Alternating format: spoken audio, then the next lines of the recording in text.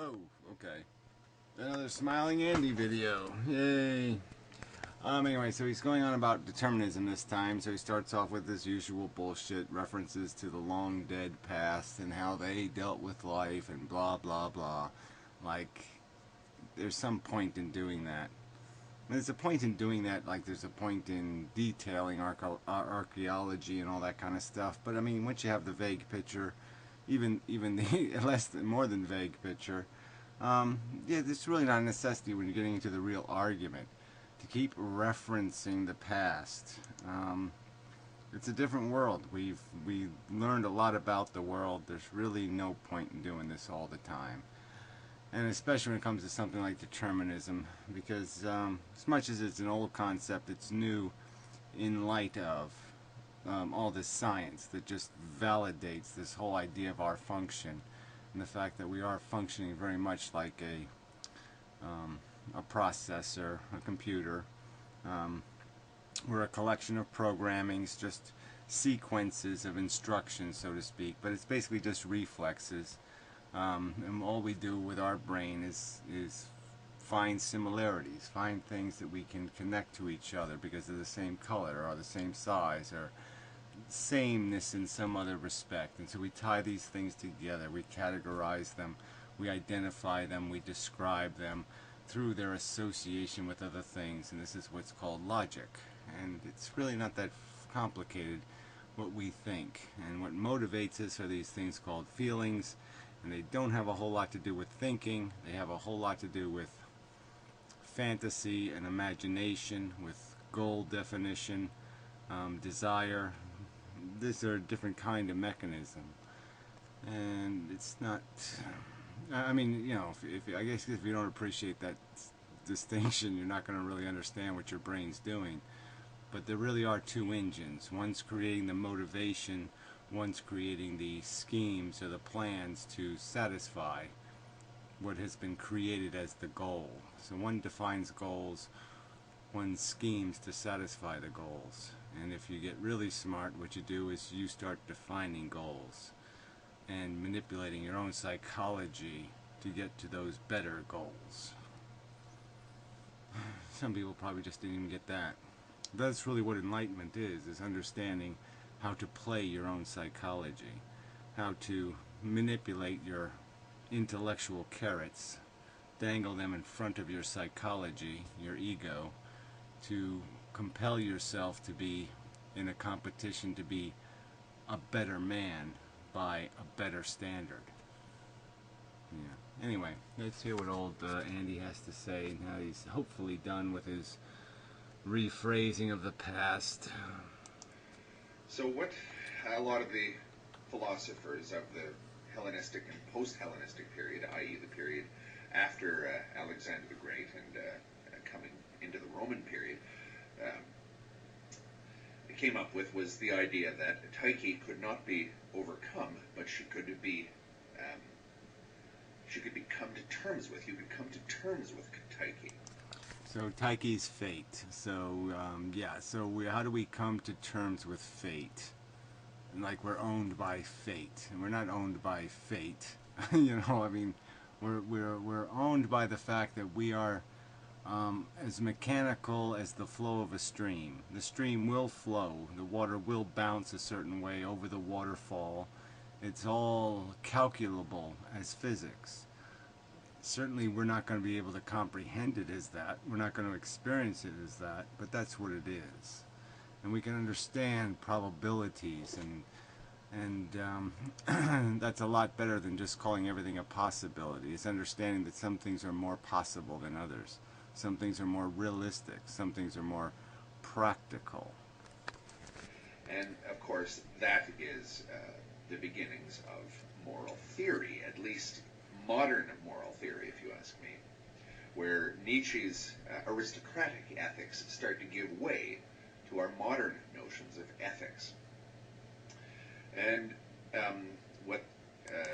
yeah, our modern, you know, it's always this we and our, and, you know, I don't know what that means. I don't know who you're talking or speaking for.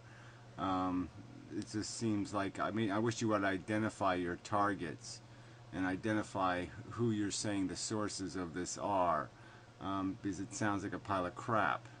There's no real elaborate ethical thinking going on in most people's mind. They just read what the law says. And the law is basically just a social contract. It has nothing to do with truth. It has nothing to do with what is actually, in every circumstance, appropriate. It has to do with putting things in general categories and saying, don't do this. No matter how you do it, it's wrong to do it. Don't even open that door. Don't go through that door.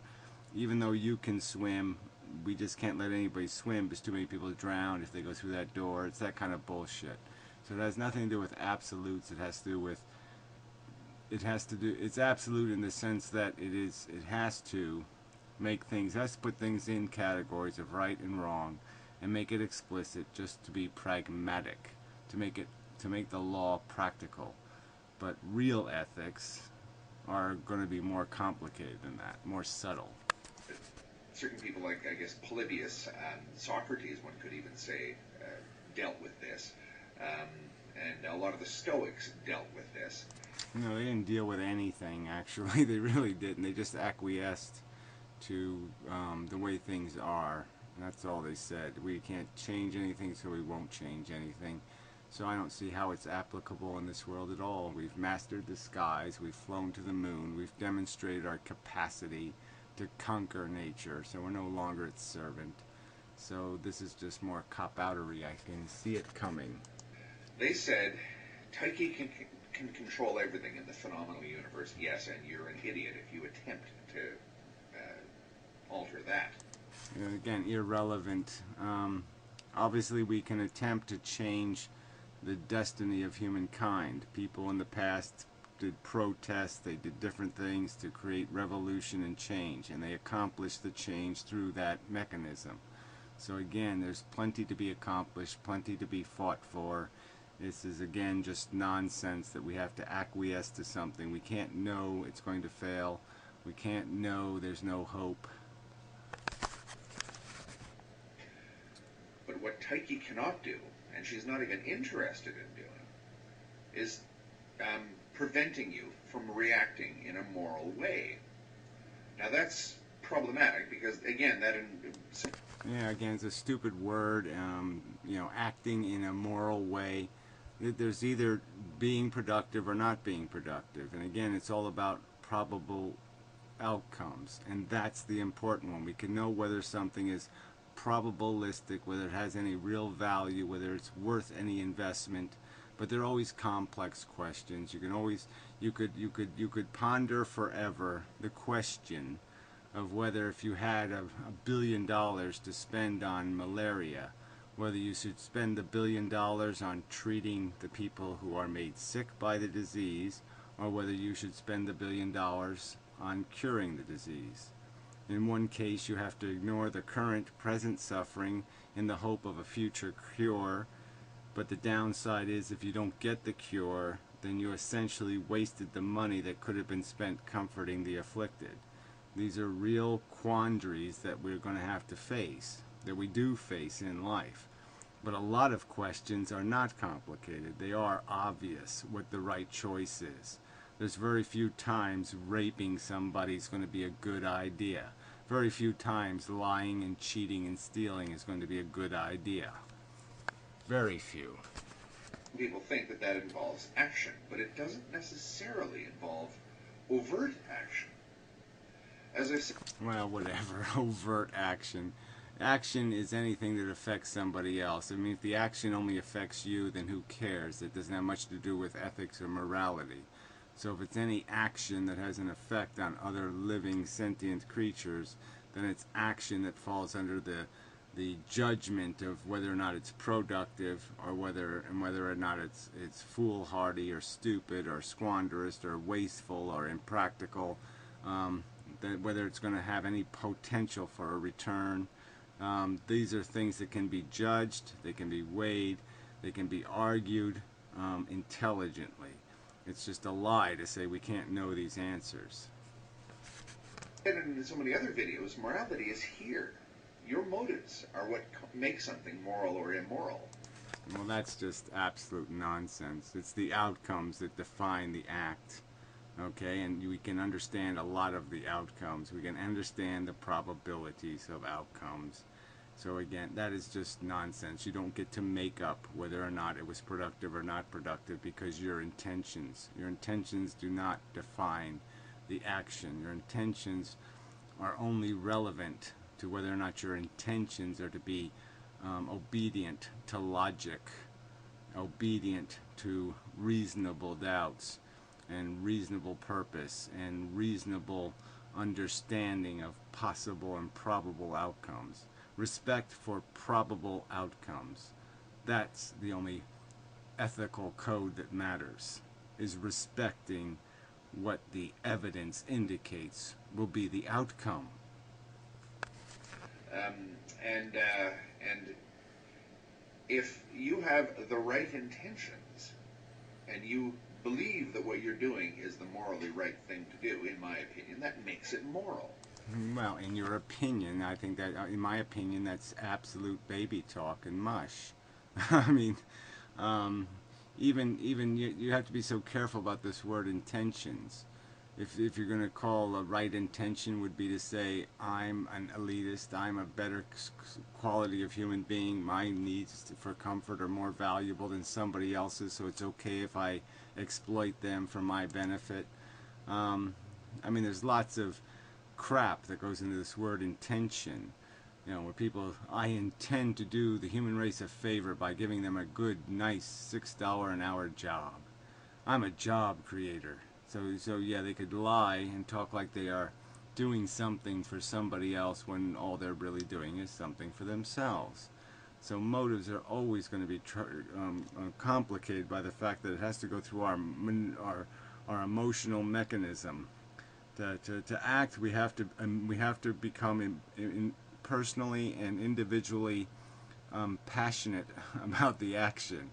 We have to make ourselves involved. Our brain, our intellect has to create carrots to dangle in front of the horse that is our ego, to motivate us to walk the right path. And this is where it gets very complicated. And in a sense, there is no true altruism. There is no, because it always has to become a personal investment for you to act. You have to be personally invested in doing the right thing. But what it also means is it's impossible to judge anyone else's actions as moral or immoral. Well, it's just stupid. Again, you know, who's again, if you're not going to make arguments to people, you're going to keep titling your videos "Antinatalism and Depression" as if you're talking to antinatalists or depressed people. You're talking to neither one. You're identifying no one. You're putting words in their mouth that they've never spoken. We don't use words like moral and immoral. These are your words. Why do you have a right to put them in our mouth? I mean, it's just so fucking rude. It's you know, I don't know if there's a word for that, but I mean, it's essentially a straw man argument, and that's all it is. Who are you arguing with this nonsense? This is just bullshit. There's productive and destructive. Use those words. That doesn't mean that we have to abolish the courts and the police or anything like that. We still have a society that we have to run. We need governments and all this other garbage that comes with living in the phenomenal universe. No, whatever that means, this garbage. Yeah, right. Oh, it's such a burden. You know, in most cases, it wouldn't be any burden at all if it wasn't for the ignorance that we give too loud a voice to. What I'm talking about is reconciling the imperative in us to be human and to be imperfect and emotional and attempt to be moral. The imperative to do that? Imperative from where? Where is this imperative written to be any of that shit? Okay? That's the burden of being human, is that we are animals at our core, and if we understand that's the core of us as an animal. It's not very graceful, doesn't have a great deal of stoic dignity. It's not an admirable beast at its core, and just understanding that, then you can dignify it. You can make it more graceful. You can make it worthy of something, because it can be the energy. It can be the plow horse, and you can dress it up into something rather magnificent.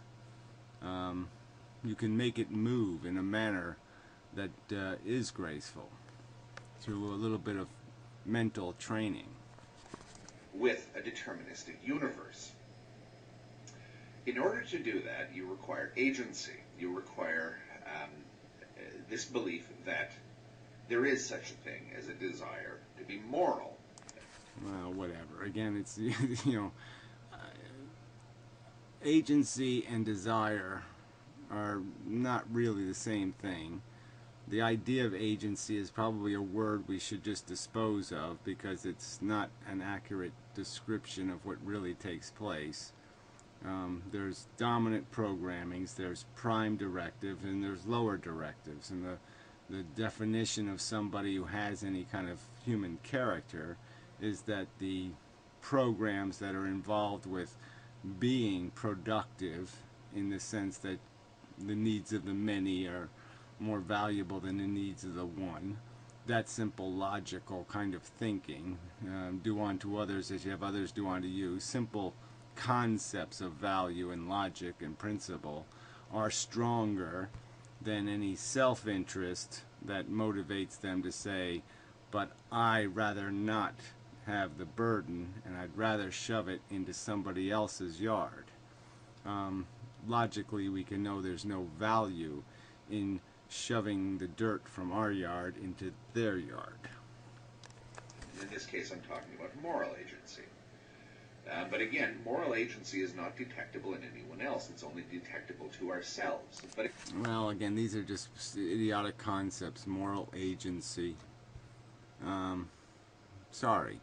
They're ideas that people have in their head, understandings they have in their head. They either have the understanding that it's right or it's wrong, and they either care that it's right or it's wrong, or they don't. So it's either a prime directive or it's no directive. Again, that's really what, at the end of the day, makes something moral. Well, it says you. Again, that's, I'd say that's undefendable gibberish, that it's made moral by what you think. That's stupid. It is what it is in terms of its outcome, and you have to take responsibility for miscalculations. Sometimes you do what is rationally and probabilistically the right thing to do. You bet on the almost sure thing, and sometimes it just doesn't work, and that's the liability of our fallibility, that we don't have a perfect logic machine that can observe and see every possible scenario and realize that it can't work in this circumstance, that there is no possibility in this circumstance, that what seems like the right thing to do can't be the right thing to do because there's no possibility of it working. It's not a perfect solution to a deterministic universe, but I think that it is certainly a way of dealing with the fact that so much of everything that happens to us and to everything else in the universe is completely out of our control. Well, so you heard that. I mean, is there much point? I mean, his premise of his argument is that we don't have any control. We landed on the moon. We have control. We have 7,000, I think. Maybe it's more than. Maybe it's 70,000 nuclear weapons. I mean, we have control. We have it. We have every key to every door there is. Okay, and it's just a matter of us having the will to put it in the hole and turn it. So this is just a lie. It's just absolute nonsense. We have incredible power. We have incredible control. We can mandate tomorrow and change the world. All it takes is ideas in people's heads. They raise their hand and say, yes, let's do the right thing, and the right thing gets done. It's as simple as that. Yeah, it's right there. It's right in front of us. We're driving. It's just a lie to pretend something else is. It's a lie. Nothing can prevent us from being moral. Nothing can prevent us from being a moral. whatever. I mean, again, it doesn't mean anything. We know that we're not going to do the right thing if we don't have the tools to do the right thing, the understanding to do the right thing. If you're not raised to understand, you won't understand. You have to acquire the knowledge. You have to acquire the perspective. You can't see the whole game board if somebody doesn't point it out to you. If you're not raised, if you're not educated, you're going to be the animal default. And the animal default is just going to be saying, I feel. And it's going to just be thinking about how to satisfy its feelings. It's not going to recognize all the other sentience, and it's certainly not going to recognize that they are of equal value, that their welfare is of equal substance and credibility as their own, and that they can't win by consuming that other welfare for their benefit. That's in the net equation, not an accomplishment. Well, agent, inasmuch as we're capable of being so in any given circumstance. That, to me, actually is the answer to determinism. I don't see it. I don't see any connection to this. I don't see any connection to this rubbish to determinism. I don't see any connection to antinatalism or depression. This is just nonsense. You're just throwing this. You're creating this fake argument and fake premises and fake bullshit, and having a conversation with your fake scenario. I mean, this is all just crap in your head, and there's nothing real here.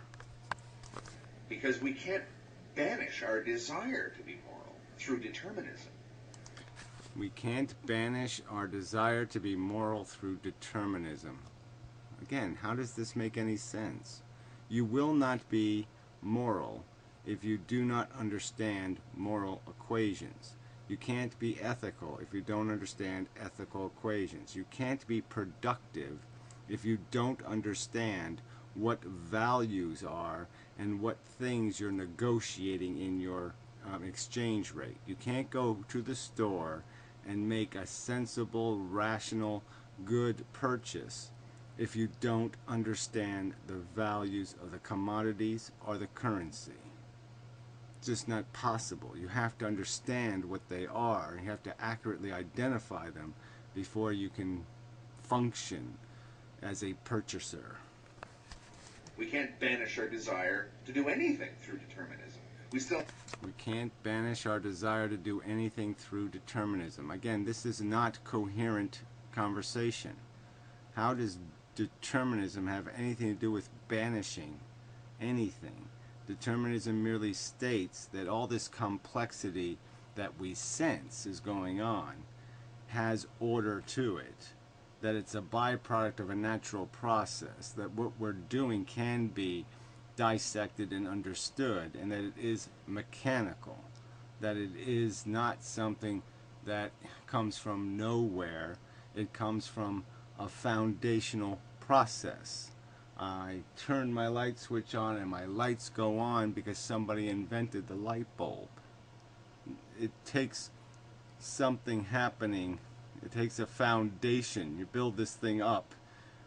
It's a long, like the DNA molecule, it's a long chain of cause and effect. I have these desires. I left off in the previous video. If we do live in a deterministic universe and we are nothing but machines, why do we feel like we're so much more than that? Well, that's your problem, right? I mean, if you're going to say, why do I feel something? I mean, asking that question and expecting some sort of like coherent answer, like it's supposed to be explained to you by one part of your illusionary logic is supposed to explain an illusion of a feeling.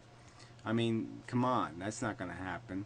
We know that our heartache, we feel it in our heart. But we know logically that our heart isn't doing the thinking, it's not doing the emoting, that our brain is doing that. All right? And so we know better. So it's not a valid question. Why do I feel like I'm doing something spontaneous and creative and interesting? It just doesn't matter. What I feel has nothing to do with what's actually happening in my brain. What I do know is that my brain is a mechanism built out of cause and effect, that I'm affected by people and influences and movies and the thing that grew me, the thing that nurtured me, and I'm a byproduct of it. And I'm not, if I feel like something else, the feeling is wrong. It's that simple as the answer. There's no answer to be given to the feeling. Why is the feeling wrong? That can be understood. Tyche is the universe. The rest is in here. Fate is the universe, he's saying. Tyche is fate. And the rest is in here. Again, that doesn't mean anything. This is fate. Everything is fate. But fate has nothing to do with the process of going from the past through the present into the future. That's part of what we are doing, and we're doing that in this experiential moment called the present. And in the present, what makes it all significant is the fact that we have a welfare, that we can feel good and we can feel bad. We can have positive and negative experience. And that's what makes it matter, how we transition from the past to the future. And that's why the future should be better than the past and the present, because the future's bigger. And she doesn't have sway in here, and she doesn't even want to have sway in here. Well, again, so he's basically saying there's no fate or determinism in here, whatever that means. And she can't have sway in here. Well, again, let's all talk baby talk. We'll call our brain in here. It's a brain, okay, of neurological reflexes, okay, and that's all it is. Reflexes. You see a color, your brain reflexively reacts when it identifies something. It looks for patterns. It says, I recognize this pattern.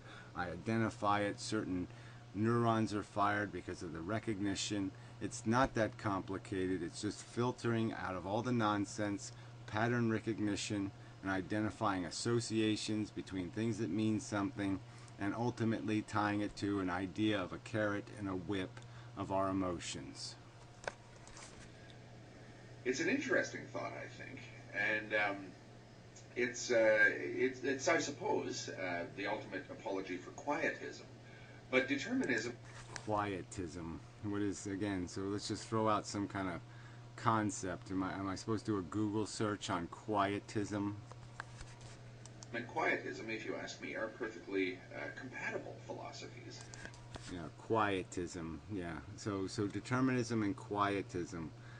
So there's no determinism in Martin Luther King attempting to provoke peaceful revolution, or Gandhi or somebody else. And I mean, they should have just been quiet, and the world would have gotten to be a better place. We shouldn't have landed on the moon. We shouldn't do anything. We should just sit around and be quiet.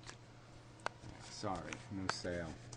As is quietism and free will. Well, there is no free anything, so it's just a stupid word. There's no free anything. The world is the way it is. How we Again, more drivel. It is what we will make it, and we will make it different because people will utter words that will mean something to other people. And unfortunately, people will say, oh, what an articulate, nice guy. Look at his little lovely blue eyes, even though he's got a bald head and a big nose. What a charming fellow. Isn't he speaking nice, eloquent stuff? And he uses Heracles and Bericles, and he says all these nice little fluffy blah, blah, blahs. And are in here, and he talks a little baby talk and a little mushy talk. And yeah, you dupe them so they don't use their brain. Triggers aren't fired in their brain that create dissidence where they say, no, I think the world can change. I think we can be better than this. And I think the only way we get better than this is, yeah, people like me have to raise their hand and say, I want a better world. Yeah, and that's not going to happen if we all do your quietism bullshit. react to it. How we deal with the way it is up to us. Well, again, it's up to us. Wow, that's profound. Duh. And the problem is that the us's that you're communicating with, or attempting to communicate to, you're basically trying to suck the will out of them, butthole. You're not motivating them to demand more from life. You're just suggesting that acquiescence is the way to go. Thank you.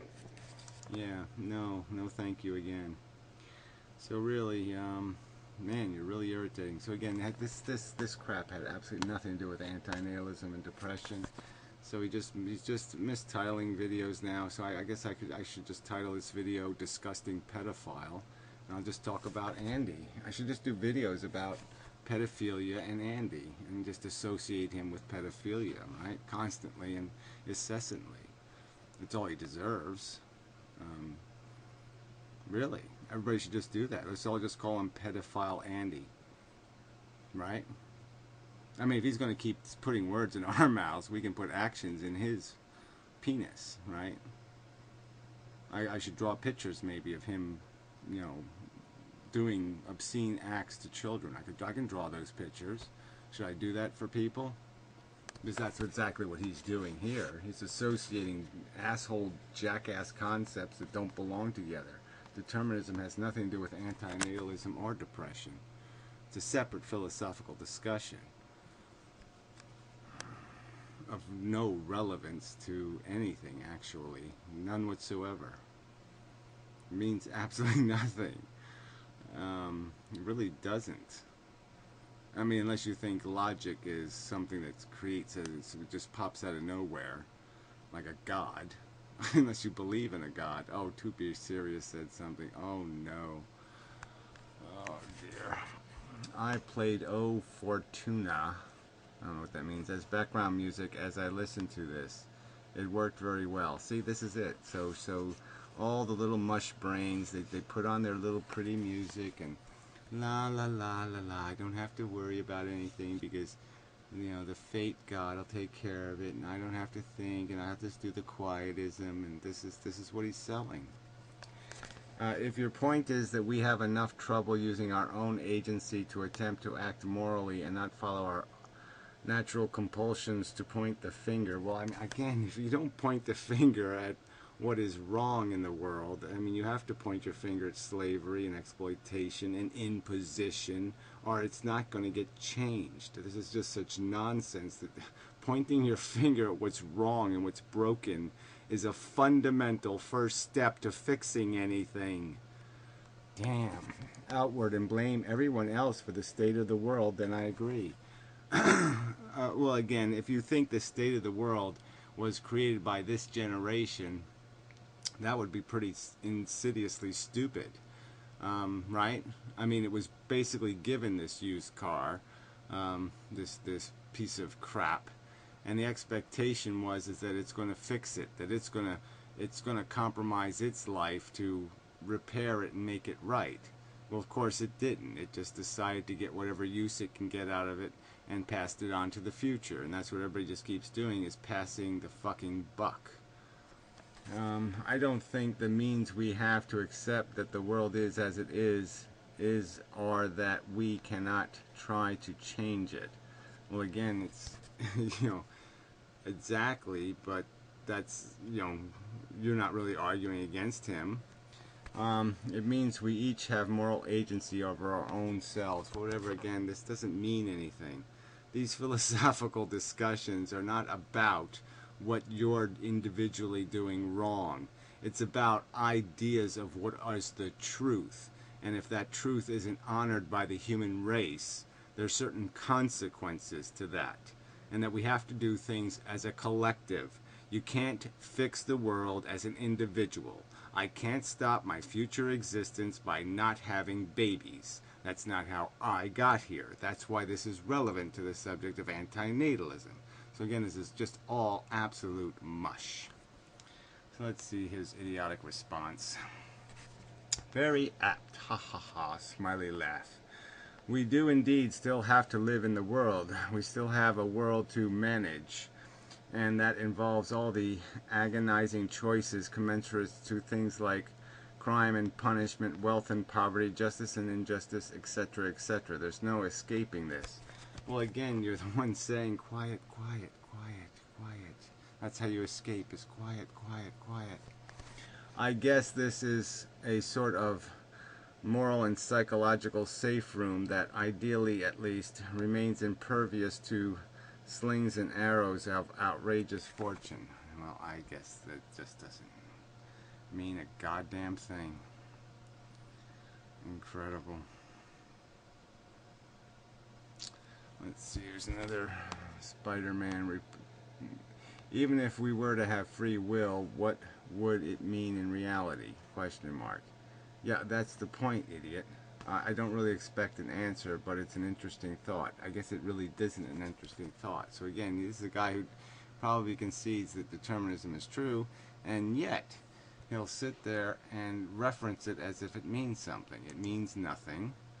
It doesn't change the fact that every individual has a script to read, and if they read different scripts because other people read different scripts and other people read different scripts, just like my example, if I kill myself, then I don't make videos, then I don't convince people that, oh yeah, life is kind of really stupid, maybe I shouldn't have a kid, so I don't change their destiny, and they don't change their kids who would have been, are, and there's more liability, or more crime, or more this, or more that. There's implications to all of this stuff. So yeah, all of it's important. Every action is important. Every thought is important. And you're basically saying, don't think, let's just be 2,000-year-old humans and pretend we don't understand the power we wield, and that we're not responsible for any of it because we didn't build it. Therefore, we're not responsible. We just get in and drive it. We don't have to make sure it works because the last generation didn't. Because they were criminals, we can be criminals. That's all you're saying. It's really childish philosophy. The childish philosophy of he hit me first, yeah, he did it. Why is he? Well, he got away with it. Why shouldn't I be allowed to do it? Everybody else is speeding. It's that kind of immature, rubbish philosophy. So yeah, fuck you and such.